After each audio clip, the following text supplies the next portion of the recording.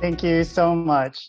It's always incredibly inspiring to hear from Val and the amazing work that they're doing, and I'm glad to be able to contribute to this discussion as well. It's also very timely, as Maggie just mentioned, because the World Congress on Justice with Children was held just last week, which I hope many of you were able to attend. Given the relevance with our discussion today, I really do encourage you to check out the Global Declaration on Justice with Children that resulted from the Congress, which will be translated into over 40 languages. I also encourage you to take a look at the compendium report, as we've provided some easy to understand definitions and explanations of key concepts, plus some main challenges and recommendations for various topics in child justice that I think you might find helpful. What I'll do today is to go through an overview of the substance of General Comment number 24 on children's rights in the child justice system, including the interlinkage with CEDAW and the CRPD. And then we'll take a brief look at how the CRC Committee considers these issues in their state review and how the civil society can utilize the GC.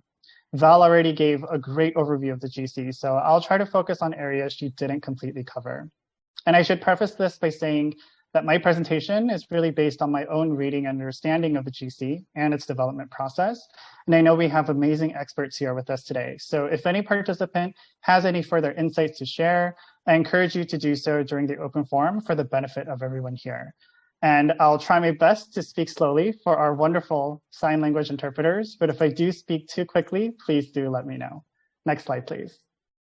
So let's begin with a brief background of the general comment and how it developed.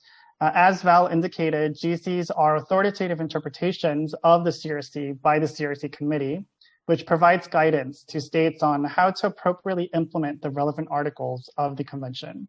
So GC 24 was adopted in 2019, and it was distributed in September of that year, containing 115 paragraphs over 18 substantive pages.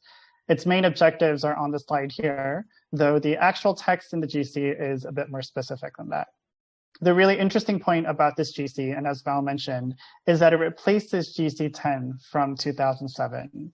It's the only GC by the CRC Committee where we've seen a new GC on a topic already covered previously.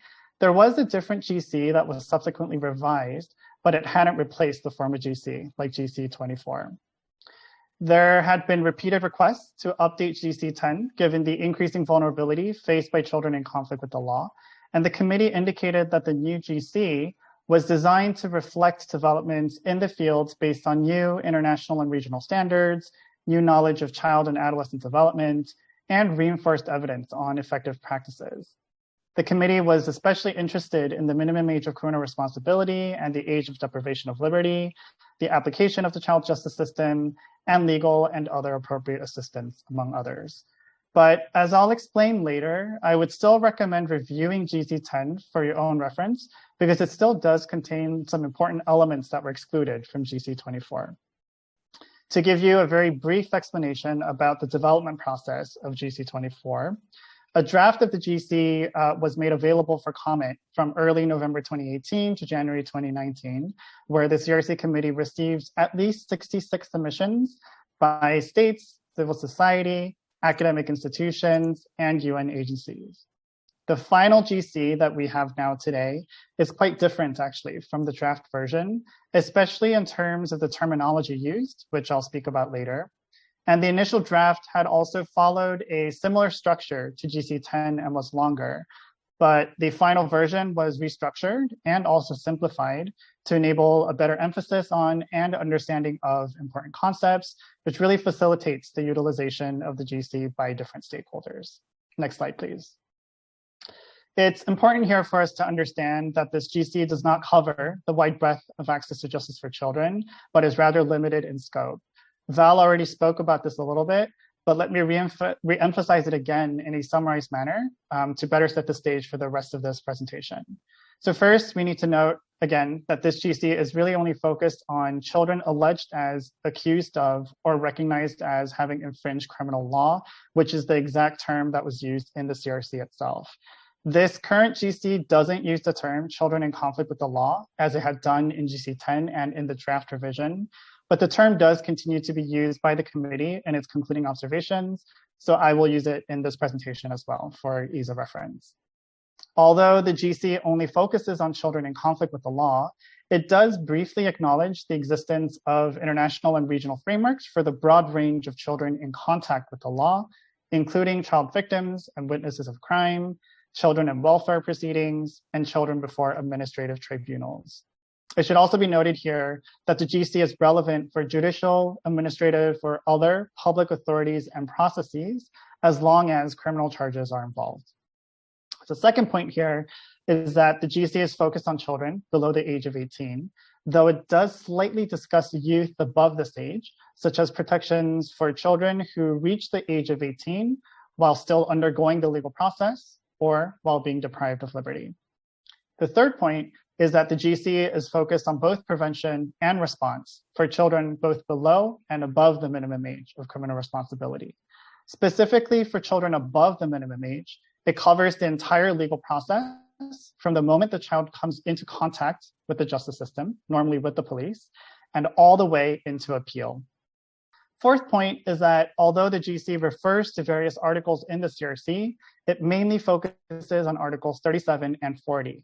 And just to give you a quick overview as a recap, Article 37 of the CRC stipulates the prohibition of torture or cruel, inhumane, or degrading treatment, the prohibition of capital punishment or life imprisonment without the possibility of release, the prohibition of arbitrary or unlawful deprivation of liberty, and that deprivation of liberty should be a measure of last resort and for the shortest appropriate period of time, along with the rights and safeguards for children deprived of liberty, including access to legal and other appropriate assistance. Article 40 stipulates the rights and safeguards for every child alleged as, accused of, or recognized as having infringed the penal law, including the principle of legality, presumption of innocence, and protection from self-incrimination, among others. It also stipulates the establishment of relevant laws, procedures, authorities, and institutions, including the minimum age, diversion, and appropriate disposition option. And we'll get into some of these factors later. So it's also important for us to understand the specific terminology that's used in the GC. First off, the GC uses the term child justice system, which it defines as the legislation, norms, and standards, procedures, mechanisms, and provisions specifically applicable to, and institutions and bodies set up to deal with children considered as offenders. Here, it intentionally uses the term child justice system instead of juvenile justice, which was the term that was used in the GC10 and actually also in the draft revision, which means the term child justice system was intentionally selected based on the comments submitted to the committee, given the negative connotations contained in the word juvenile. Relatedly, it uses the term child justice court instead of juvenile court, and it uses the term comprehensive child justice policy to cover the various necessary elements that states should establish and implement, as we'll explore in a little bit. The second term I want to highlight is the term diversion, which is defined as measures for referring children away from the judicial system at any time prior to or during the relevant proceedings. The reason I wanted to point this out is because we know that some definitions of diversion only cover processes that take place prior to the first hearing for the child in court, but the GC is more expansive. It also covers the processes during the relevant proceedings.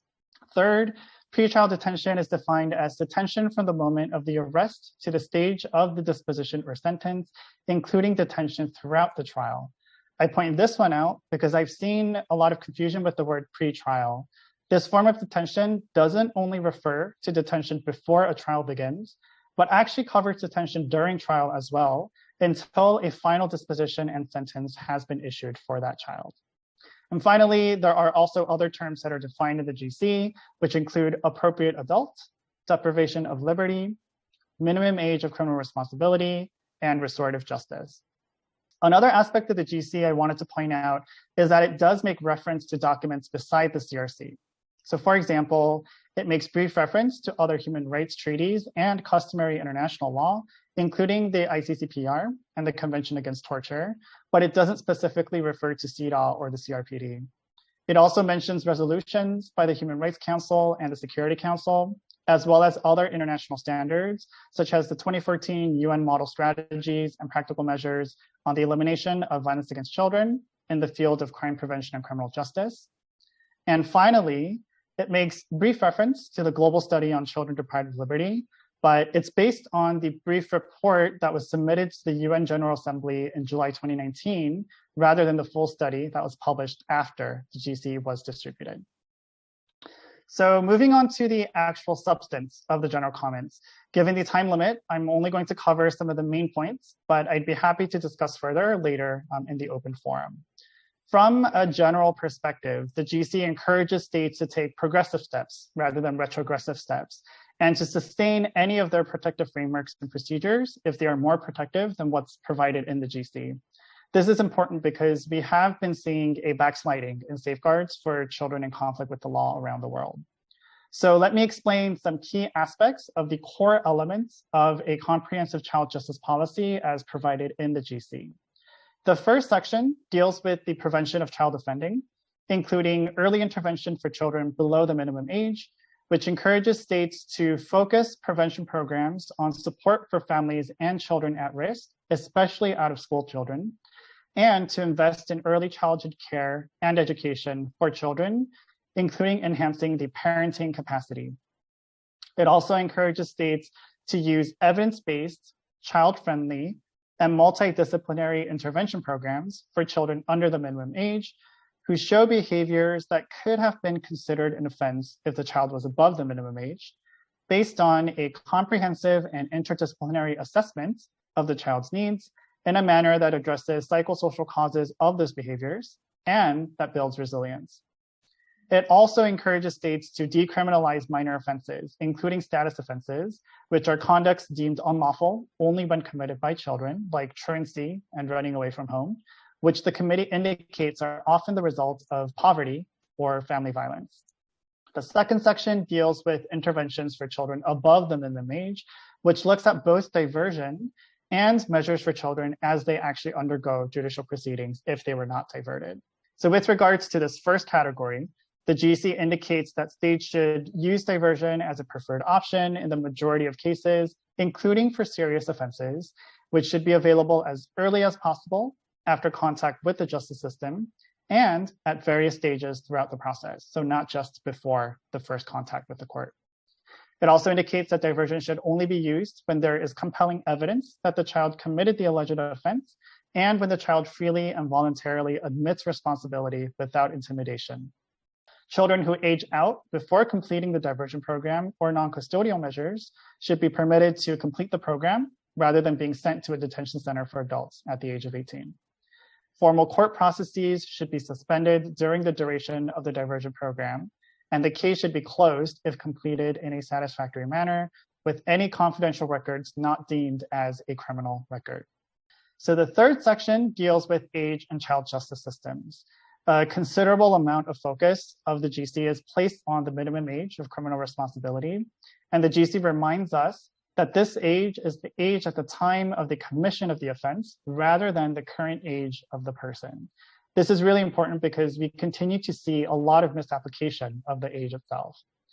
So as Val had mentioned, the GC encourages states to increase the minimum age to at least 14 years of age by taking into account scientific findings. As you may be aware, Article 40 of the CRC requires the establishment of a minimum age, but doesn't specify the age itself.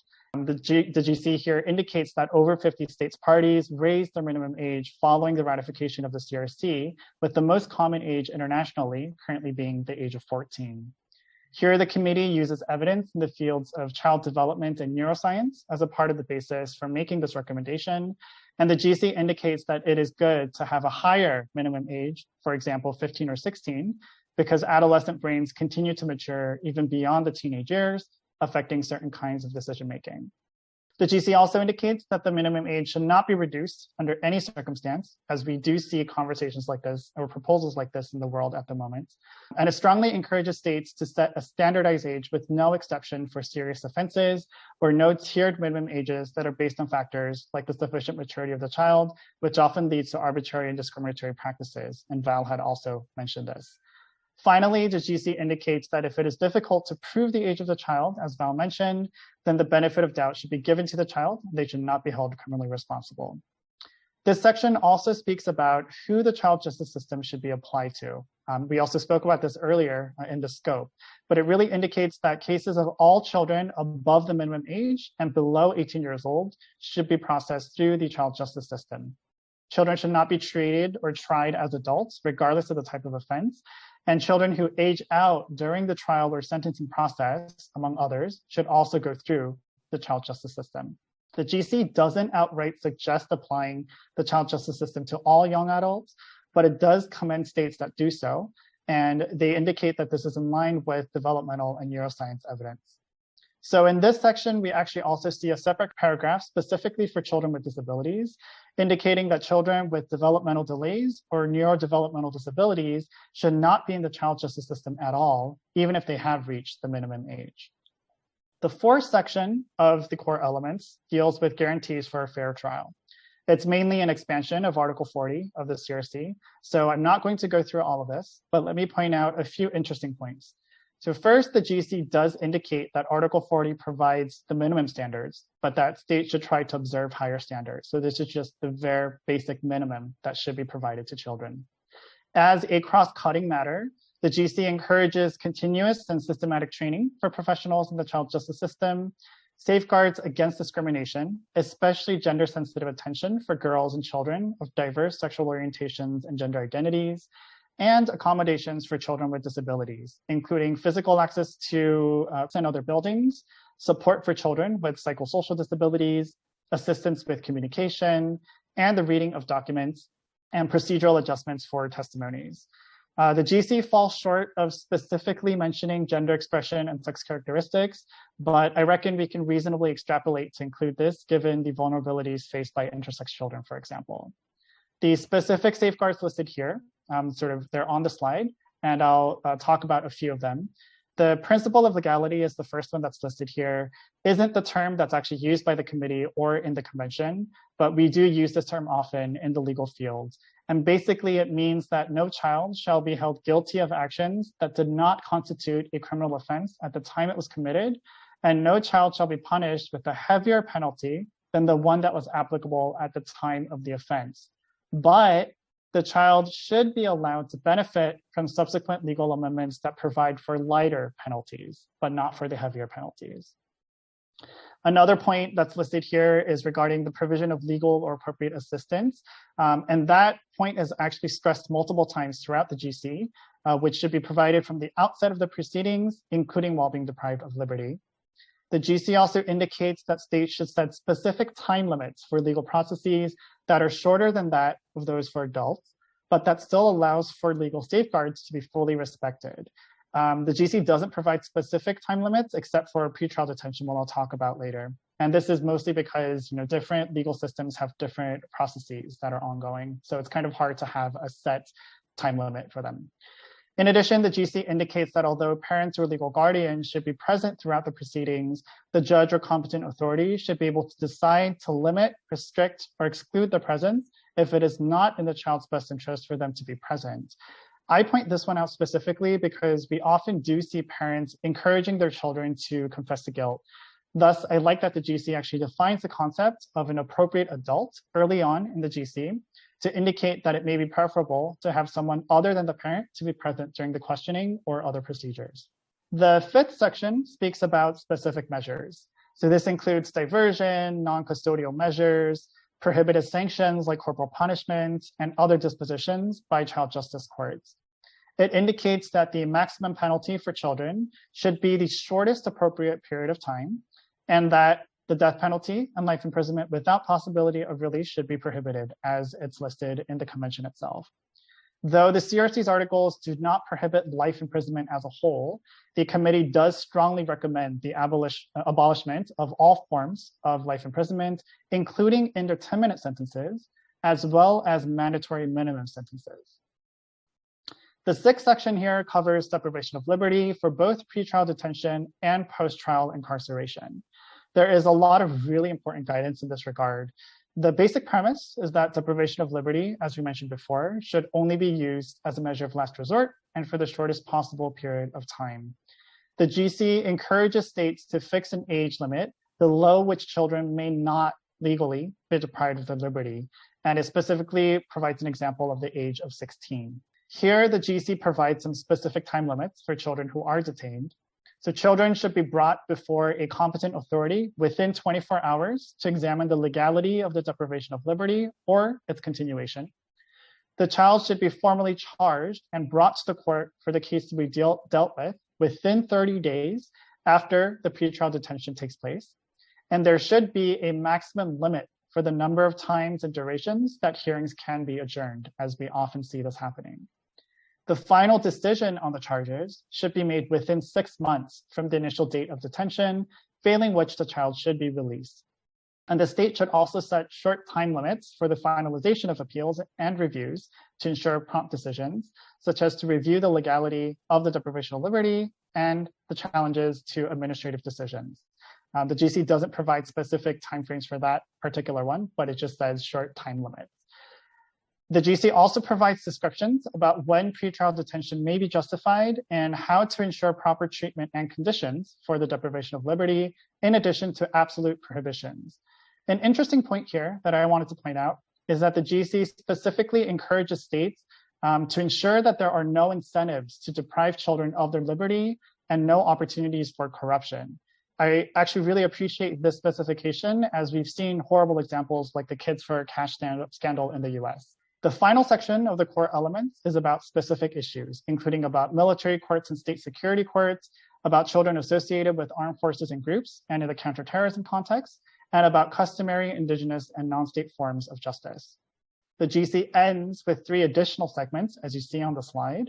Specifically in relation to the organization of child justice systems, it speaks about establishing specialized units throughout the justice system, including the police, courts, either separately or as a part of existing courts, with specialized judges and specialized services like probation and counseling, like Val had mentioned. It also calls for effective interagency coordination and multidisciplinary approaches, while recommending states to seek active involvement of NGOs.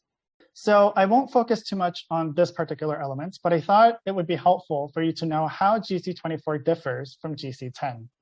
First, GC10 was longer and generally had more explanations about concepts and situations, but the procedural safeguards and measures more or less did stay the same. As explained earlier, GC24 is definitely more cognizant of the terminologies that are used, as it doesn't use the words juvenile justice and juvenile delinquency that were used in GC10. And this normative framing is an important function, as we've seen with other GCs of the committee as well, such as the use of the phrase children in street situations rather than street children in GC21. Whereas GC10 suggested setting the minimum age at the age of 12, GC24 raised this age to 14 and provides greater clarity on interventions for children under the minimum age. And it also indicates that the law should stipulate an age below which deprivation of liberty should not be possible, which wasn't in GC10. It also provides further guidance in relation to sentencing and restrictions on the use of disciplinary measures and the use of force in places of detention, while also drawing on neuroscience and developmental psychology. And it makes reference to specific issues like children associated with armed forces and armed groups. These are really important adjustments, but the reason I also encourage you to also review GC10 is because it includes helpful suggestions that were excluded from GC24. So for example, it further recognizes the discrimination and stigma faced by children in conflict with the law, while making further links to other articles of the CRC and to other international standards. It also encourages the prevention of violence perpetrated against children by justice actors, including accountability of perpetrators, and also specifies the need to prevent net widening. So if you're not familiar with these concepts, quickly reviewing GC10 could also be helpful. So we are finally at the last slide. Let's take a look at some of the ways the CRC Committee has addressed these topics in the state review. In the concluding observations, the topic is generally covered under a subsection named Administration of Child Justice under the Special Protection Measures segment, though it's also at times covered in other segments like Violence Against Children. The concluding observations make specific reference to GC24, and the committee conducts a relatively broad review that varies across the concluding observations. In the GC, the committee specifically mentions that it will scrutinize the minimum age and how children below and above this age are dealt with. So this is a common topic we see in the concluding observations. Following the adoption of GC24, we don't yet have concluding observations for countries in Asia, but we do have some from the Pacific. So let's just take a quick look at how they're framed. The Cook Islands had their state review in March 2020, and the committee noted its concern that there are no legal provisions to guarantee that deprivation of liberty is used as a measure of last resort, and it recommended that the state ensures all children below 18 and above the minimum age are treated as children in the administration of justice. But it also commended the use of community mediation in the country and recommended that they continue doing so. Micronesia also had their state review in the same month. The committee noted that there is no legislation governing the administration of child justice and that there is an absence of statistical data on children in conflict with the law. And it recommended that the state designate specialized judges for children and to train other justice actors. There were also similarities for concluding observations that were issued before the adoption of GC24. So let's take a look at some examples from Asia. So Korea had their state review in September 2019. And the committee noted its concern about the two parallel systems for processing cases of children in conflict with the law and about proposals that were being made to lower the minimum age. It had recommended that the state establishes a legal basis for diversion programs, promote non-custodial measures, and ensure that detention conditions comply with international standards. Singapore had their state review in May 2019. The committee noted its concern that corporal punishment remains a lawful sentence for male children over the age of 10, and that there's no limit on pretrial detention for children. It recommended the state to abolish the sentence of life imprisonment for children and to raise the minimum age, which was actually raised from 7 to 10 in 2019, but it's still below 14. And it continues to retain the tiered system of using the age of 12 if the child has insufficient maturity. And Val had also spoke about this before. So with all of this in mind, let me provide some quick tips on how you can utilize this general comment. First, you can use the descriptive and explanatory text that are contained in the GC as effective talking points. I've written some examples of paragraphs that you can use here on the slide, including statements like how the evidence shows that the prevalence of crime committed by children tends to decrease after the adoption of systems in line with the principles of the CRC.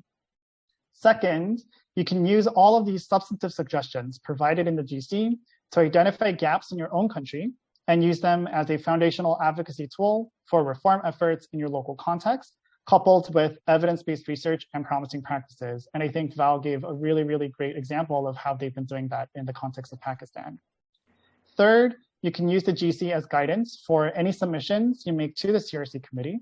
So for example, the state review for Cambodia is coming up in January, although we do currently have talks about postponing it to June. And our Child Justice Network here is planning to make an additional submission to the committee based on GC24. In the first webinar of the series, you heard about how the Child Rights Coalition Cambodia submitted its 10-year alternative report, which briefly addressed child justice, but it's already been a few years since then. So we thought it would be helpful to make a separate submission solely focusing on child justice with updated information. And finally, you can follow the GC's lead and identify if your state has made a reservation to the CRC when ratifying or acceding to the treaty. And if so, you can try to understand the government's reasons and see if there are ways to mitigate it. The GC specifically encourages states parties to withdraw reservations to 2 subparagraphs of Article 40 pertaining to assistance and appeals. In the Asia Pacific, this is really only relevant for South Korea, which still retains a reservation on Article 40, subparagraph 2B5. The committee, through its concluding observations, continues to encourage that the reservation be withdrawn, and CSOs can be involved in these conversations. Although the GC doesn't specifically mention reservations to Article 37, there are several states in the Asia Pacific region that hold reservations or express declarations to this article. So you could use the GC as guidance to advocate on this element as well. And now, finally, moving to my final point of the day, please do consider other GCs of the CRC Committee, as well as those of other treaty bodies. Child justice is also briefly covered in GCs like GC9 for children with disabilities in conflict with the law, such as suggesting disability-inclusive procedures and specialized personnel, in GC20 for adolescents in conflict with the law, and in GC13 regarding violence in the justice systems. Access to justice more broadly is covered in the GCs as well. So for example, GC18 that was revised in 2019 and jointly adopted with the CEDAW committee speaks about ensuring equal access to justice for women and children subjected to harmful practices, including by addressing legal and practical barriers to initiating legal proceedings. GC23, jointly adopted with the CMW committee, speaks about child-sensitive due process in all migration and asylum, administrative and judicial proceedings, along with children's rights to bring complaints. And the most recent GC, GC25, has a section devoted to access to justice and remedies in relation to the digital environment. Again, this is not specifically the child justice system, as we've mentioned in GC24, but is a broader area of access to justice. And finally, if your country is also a state party to CEDAW and the CRPD, you can consider the guidance from those committees too in relation to the broader access to justice discussions. So for example, CEDAW's general recommendation number 33 on women's access to justice includes specific paragraphs for girls, including gender and child-sensitive complaint and reporting mechanisms. And the CRPD's GC number 6 on equality and non-discrimination calls for age-appropriate accommodations and the use of appropriate language for children with disabilities to access justice. So I know this was a lot of information, but I hope it's been helpful, and I look forward to hearing more about your own experiences during the open forum.